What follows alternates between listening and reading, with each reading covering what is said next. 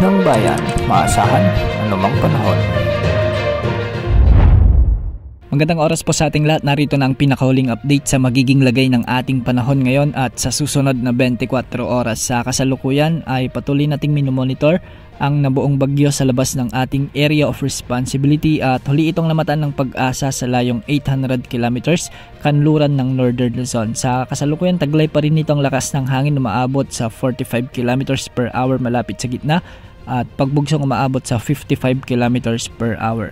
Kumikilos ito ngayon ng 25 kilometers per hour ng hilagang kanluran patungo sa may China. Dahil dito wala na itong inaasang magiging direktang epekto sa anumang bahagi ng ating kapuluan at hindi rin ito inaasang palalakasin ang habagat o southwest monsoon. At dahil nga sa pag-iral ng southwest monsoon o habagat ang Palawan na lamang sa ngayon ang makikita nating naapektuhan nito, kaya magiging maulap ang mga papawirin na may mga kalat-kalat na pagulan at thunderstorms dito sa lalawigang ito. Posible naman ang banta ng mga pagbaha o pagguho ng lupa lalo na kung may mga katamtaman at kung minsan ay malalakas ding pagbuhos ng ulan. Samantala, may mga localized thunderstorms naman na umiiral sa malaking bahagi ng ating kapuluan. Sa Ilocos Region, may mga pag-ulan sa Ilocos Norte, Ilocos Sur, sa ilang bahagi ng La Union at Pangasinan. Sa may Cordillera Administrative Region ay may mga pag-ulan din. Sa ilang bahagi ng Abra, Benguet, may mga pag-ulan din sa Nueva Vizcaya, Quirino at ilang bahagi ng Nueva Ecija. May mga pag-ulan din sa Bulacan, sa may Metro Manila, Cavite, Batangas at Laguna. Samantala, localized thunderstorms din ang nakakaapekto sa Occidental Mindoro, ilang bahagi ng Oriental Mindoro, ang southern portion ng Quezon Province, ang malaking bahagi ng Bicol Region, ang malaking bahagi ng Panay Island.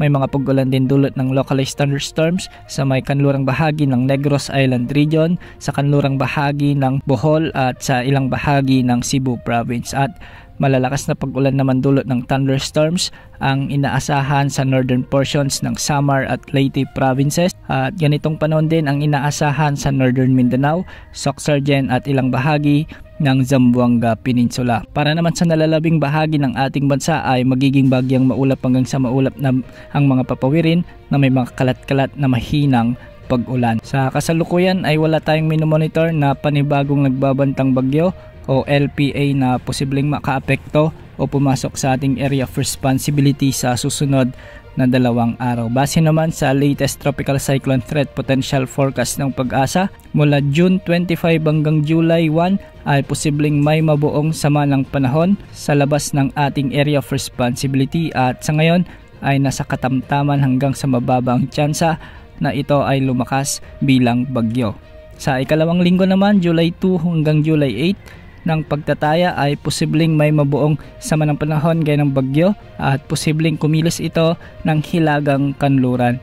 Sa ngayon ay mababa hanggang sa katamtaman din ang tsansa na mabuo ito bilang bagyo at kung makikita natin sa ilang wind models ay posibleng ang may mabuong bagyo sa nasabing forecast period. Dahil dito inaasang lalakas muli ang pag-iral ng habagat o southwest monsoon na siyang posibleng magpaulan sa malaking bahagi ng kanlurang bahagi ng ating kapuluan. Yan muna ang update sa lagay ng panahon. Ito po ang weather update ng bayan, maasahan anumang panahon.